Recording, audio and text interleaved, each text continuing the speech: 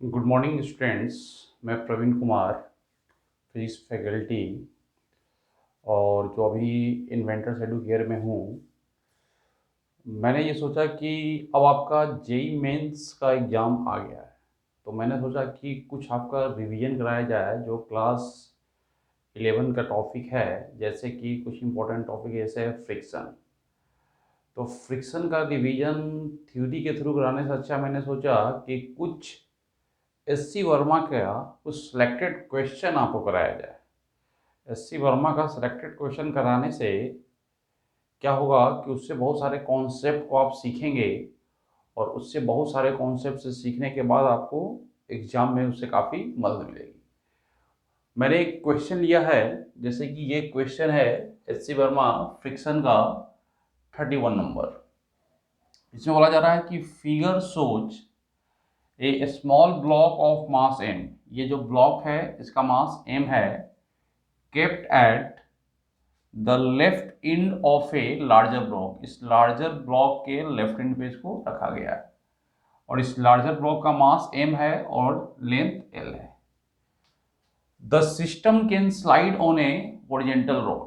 जो सिस्टम है एक हॉरिजेंटल रोड पे स्लाइड कर सकता है, ये दिया हुआ है।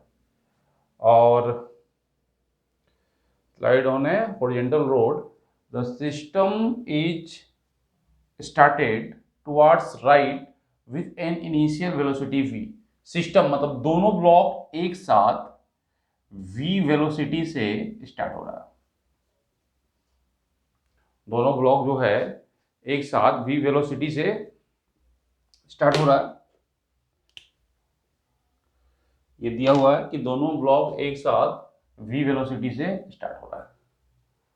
The friction coefficient between the road and the bigger block is mu. मतलब इसके और इसके बीच का फ्रिक्शन कोफिशिएंट म्यू दिया हुआ है, and that between the blocks is mu by two. Between the blocks मतलब इस इन ब्लॉक्स के बीच का जो फ्रिक्शन ऑफ कोफिशिएंट है वो म्यू बाई टू दिया हुआ है। Find the time elapsed before the smaller block separates from the bigger block. आपको वो टाइम बताना है जिस टाइम में ये स्मॉलर ब्लॉक बिगर ब्लॉक से सेपरेट हो जाए, अलग हो जाए। तो अक्सर इस प्रॉब्लम में बच्चे फंस जाते हैं। तो आपको ये जब प्रॉब्लम सॉल्व करना है तो इस प्रॉब्लम में ये ध्यान देना है कि किसी प्रैक्टिकल सिचुएशन से इस प्रॉब्लम को समझा जाए। मान लीजिए कि हम ये समझ ले कि एक बस है, एक बस है और उस बस पर कोई आदमी है। समझना है, उस बस पे कोई आदमी है, और उस बस पे कोई आदमी है, और दोनों देख यहां बोला गया है प्रॉब्लम में कि system started with velocity v, यानी इनिशियल वेलोसिटी दोनों का v है। इसका भी वेलोसिटी v है और इसका भी वेलोसिटी v है, दोनों एक साथ मूव कर रहा है v। अब जैसे ये मूव करेगा एक साथ तो ये यहां पे आपका फ्रिक्शन अपोज करेगा। तो फ्रिक्शन अपोज करेगा तो किस तरह का फ्रिक्शन है? ब्रेकिंग, मतलब एक तरह का ब्रेकिंग फोर्स है। आप ये समझो कि बस चल रहा है v वेलोसिटी से, उसके ऊपर आदमी है, और बस का ड्राइवर क्या कर रहा है? ब्रेक अप्लाई कर रहा है। तो ब्रेक अप्लाई करेगा तो इसमें क्या होगा? रिटार्डेशन होगा। तो ब्रेक अप्लाई करेगा तो इसमें रिटार्डेशन होगा, मतलब इसके एक्सेलरेशन का डायरेक्शन पीछे की तरफ हो जाएगा। इसके एक्सेलरेशन का डायरेक्शन अब पीछे की तरफ हो जाएगा तो बस अब एक्सेलरेटिंग फ्रेम हो जाएगा। और बस जब एक्सेलरेटिंग फ्रेम होगा तो इस पर एक स्यूडो फोर्स लगेगा। अगर बस के ऊपर कोई ऑब्जर्वर बैठा हुआ है तो इस पर जो स्यूडो फोर्स लगेगा वो इधर लगेगा, m इंटू ए। उसी तरह का ये क्वेश्चन है। ये बस मान लो और इसको आदमी मान लो। जब दोनों एक साथ मूव करना स्टार्ट हुआ तो ये जो फ्रिक्शन लग रहा है, जो सरफेस फ्रिक्शन लगा रहा है, वो फ्रिक्शन ब्रेकिंग फोर्स की तरह काम करेगा। तो फ्रिक्शन ब्रेकिंग फोर्स की तरफ काम करेगा तो इसका एक्सेलरेशन पीछे की तरफ होगा, और ऊपर वाले आदमी पे स्यूडो फोर्स आगे, मतलब ऊपर ब्लॉक पे स्यूडो फोर्स आगे की तरफ लगेगा।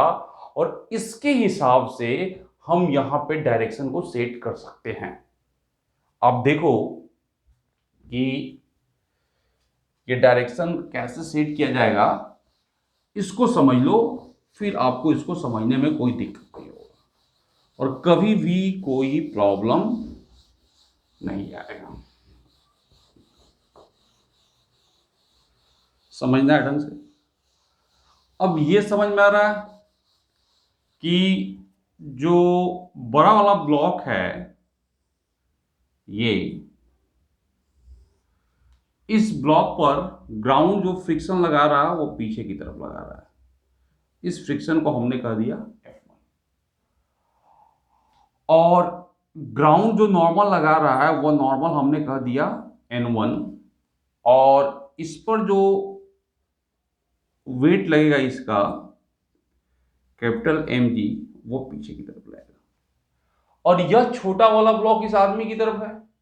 तो इस छोटे ब्लॉक पर अगर मान लो इसका एक्सेलरेशन इस डायरेक्शन में a रहा, तो इस छोटे वाले ब्लॉक पर एक स्यूडो फोर्स लगेगा आगे की तरफ, वो लगेगा small m into acceleration of this frame. मतलब हम ऑब्जर्वर को कहां रख दिए, इस बड़े वाले ब्लॉक पर। इस प्रॉब्लम को में हमने ऑब्जर्वर को यहां सेट कर दिया, तब ये जाके सीट ऑफ लग रहा है। अब इस पे ml लग रहा है तो इसका टेंडेंसी आगे स्लिप करने का, तो इस पे जो भी फ्रिक्शन होगा F2 वो पीछे की तरफ लगेगा, और इस F2 का जो रिएक्शन होगा वो इधर लगेगा आपका। इस F2 का जो रिएक्शन होगा वो इधर लगेगा। ये वाला इस पे एक नॉर्मल फोर्स लगाएगा N2, और इस N2 का रिएक्शन इसके ऊपर लगेगा नीचे की तरफ। ये एक्शन रिएक्शन पेयर, ये एक्शन रिएक्शन पेयर, सब कुछ एकदम ढंग से समझना।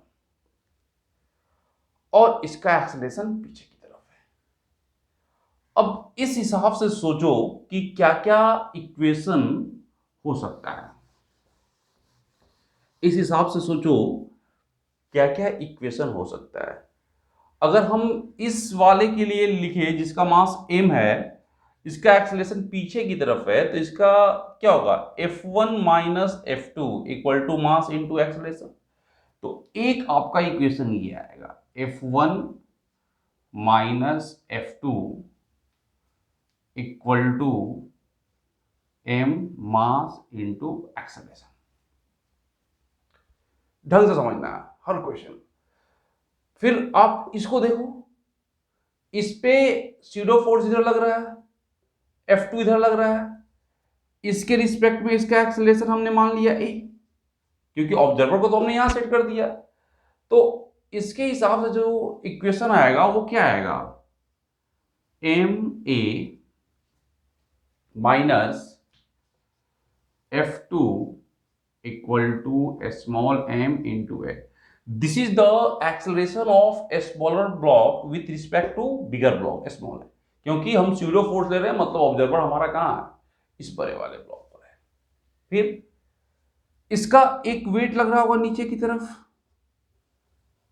mg, जो किसके इक्वल होगा, n2 के इक्वल होगा। तो तीसरा equation n2 equal to mg।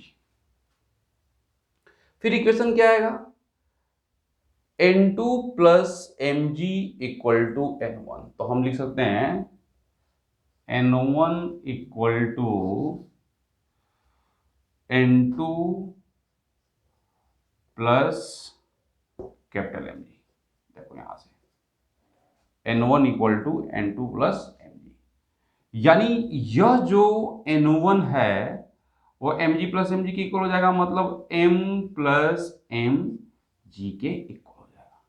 ये सारा इक्वेशन आ गया, ये इक्वेशन 1, ये इक्वेशन 2, ये इक्वेशन 3 और ये इक्वेशन 4। अब आपने ऑब्जर्वर को बना दिया, ऑब्जर्वर को इस पे बिठा दिया, मतलब आपने क्या कर दिया, ऑब्जर्वर को इस पे बिठाने का मतलब हमने इस फ्रेम को क्या कर दिया, इसको रेस्ट में, इस ऑब्जर्वर के लिए क्या आ गया, रेस्ट में हो गया। अब ये रेस्ट में हो गया और ये मूव कर रहा है, जिसका एक्सेलरेशन a है। अगर आप इसका एक्सेलरेशन फाइंड कर लेंगे तो कितना टाइम इसको अलग होने में लगेगा वो आप निकाल सकते हैं यहां से। अब आपका फोकस है a को निकालना। तो a को कैसे निकालेंगे, देखो इस पहले वाले इक्वेशन को हम क्या लिख सकते हैं, F1, यहां से हम लिख सकते हैं F1 इक्वल टू, F1 है ये, और यहां पे कोफिशिएंट ऑफ फ्रिक्शन म्यू है और नॉर्मल N1 है, तो हम लिख सकते हैं mu N1 minus F2। What is F2? यहाँ वाला जो फ्रिक्शन है ये F2। F2 को हम लिख सकते हैं, यहाँ पे कोफिशिएंट ऑफ फ्रिक्शन μ/2 है, तो μ/2 N2 इक्वल टू ma। एकदम ढंग से इक्वेशन को देखना है। फिर इसके बाद क्या आएगा, इसको आप लिख सकते हैं म्यू N1 किसके इक्वल है, m plus M G, m plus M G minus μ/2 N2 किसके इक्वल है, small M G equal to M A. और यहां से a निकाल के यहां पुट करेंगे तो यहां का a निकल जाएगा। तो ये a कितना आ जाएगा, क्या कॉमन है इसमें, इसमें कॉमन है आपका म्यू और जी। क्या बच रहा है, m plus m minus m/2 equal to M. इस इक्वेशन को, अब तो ये इक्वेशन उन्होंने लिख लिया, अब इस डायग्राम को हम हटा सकते हैं।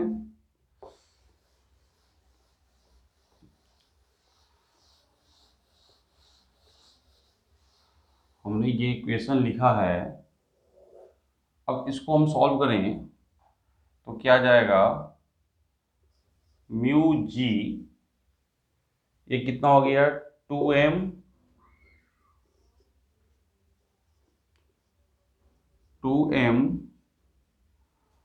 Plus 2m minus m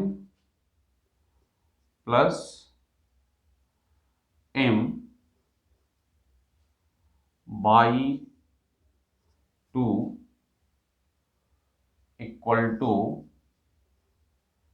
m a। और यहां से a जो आ जाएगा, a इक्वल टू वह आ जाएगा म्यू जी बाई 2m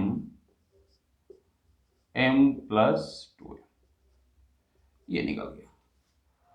अब इस a का वैल्यू यहां पुट करो और इस इक्वेशन 2 को सॉल्व करो। तो जब हम इस इक्वेशन 2 को सॉल्व करेंगे, देखो क्या आएगा,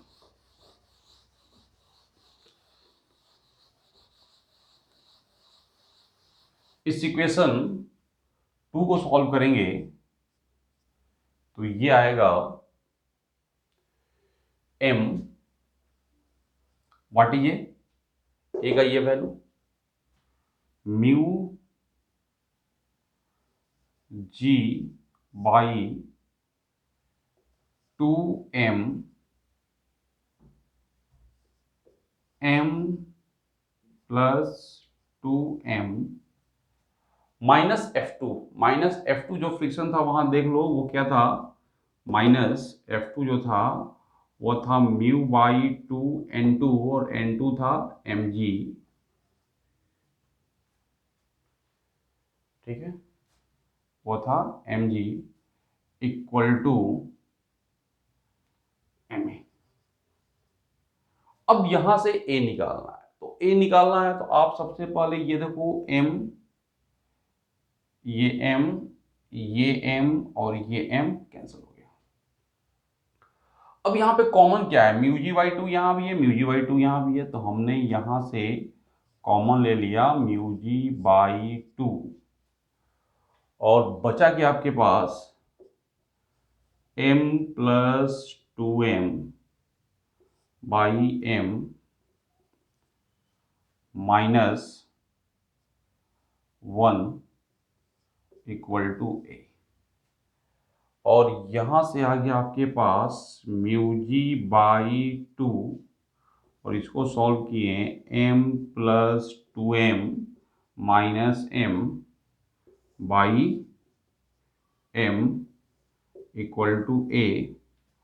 तो ये आ गया आपके पास μg/2 और ये आ गया 2m माइनस एम, क्या हो गया m, तो ये आ गया m plus m by m equal to A. ये एक्सेलरेशन निकल गया। ये कौन सा एक्सेलरेशन है? छोटे वाले ब्लॉक का बड़े वाले के रिस्पेक्ट में, मतलब ये था। देखो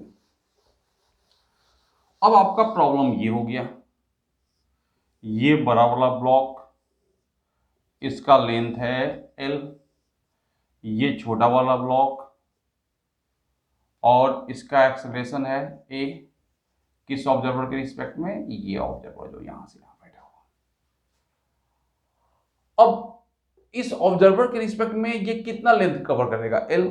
सिस्टम स्टार्ट किया था v वेलोसिटी से, मतलब इसका भी वेलोसिटी v था, इसका भी वेलोसिटी v था, तो इसके रिस्पेक्ट में इसका इनिशियल वेलोसिटी जो होगा वह क्या हो जाएगा? 0। ये भी 10 मीटर पर सेकंड से भाग रहा है, ये भी 10 मीटर पर सेकंड से भाग रहा है, लेकिन इसी से हम इसको देखेंगे तो इसका इनिशियल वेलोसिटी क्या हो जाएगा? 0। तो इनिशियल वेलोसिटी 0 हो गया, एक्सेलरेशन a हो गया, लेंथ l हो गया, और एक्सेलरेशन कांस्टेंट है, तो हम क्या लिख सकते हैं? s equal to ut plus half at square. u 0 मतलब ये वाला टर्म 0।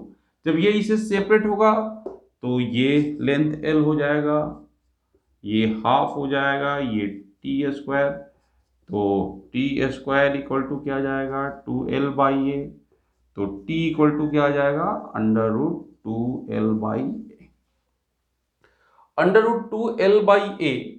तो अब इस a का वैल्यू हम यहां पुट करेंगे, तो इस a का वैल्यू जब हम यहां पुट करेंगे तो देखो ये क्या आ जाएगा? t equal to 2l by A, और a का वैल्यू है mu ji by 2 m plus m by m। तो ये हो गया t और ये हो गया 2, यहां आ गया 4ml by mu g m plus m, and this is the answer. बस इस तरह से आप क्वेश्चन को सॉल्व कर सकते हो, और मुझे पूरा विश्वास है कि ये प्रॉब्लम आपका क्लियर हो गया होगा। इस प्रॉब्लम में क्या किया गया? इस प्रॉब्लम में ये दिया गया था कि ये दोनों स्टार्ट हो रहा है v वेलोसिटी से, और हमने ये मान लिया यहां भी फ्रिक्शन था और यहां भी फ्रिक्शन था, तो हमने मान लिया एक आइडियल सिचुएशन माना, एक ऐसा सिचुएशन हमने सोचा कि एक बस है और बस के ऊपर आदमी है और दोनों एक साथ v वेलोसिटी से चल रहा है, और जब ये फ्रिक्शन लगेगा तो वो फ्रिक्शन ब्रेक की तरह काम करेगा, तो ब्रेकिंग फोर्स लगेगा, तो ये एक्सेलरेटिंग फ्रेम हो जाएगा। जब ये एक्सेलरेटिंग फ्रेम हो जाएगा तो इसके ऊपर स्यूडो फोर्स लगेगा अगर हम ऑब्जर्वर को यहां डाल ले, और इसका टेंडेंसी इधर स्लिप करने का होगा। जब इसका टेंडेंसी इधर स्लिप करने का होगा तो इससे फ्रिक्शन पीछे की तरफ होगा, और उसके हिसाब से हमने प्रॉब्लम को सॉल्व कर दिया, जो कि काफी आसान हो गया। इसे आप ढंग से समझ लो और इसको ढंग से एनालाइज भी कर लो, ताकि कोई भी क्वेश्चन आए तो उसको तुम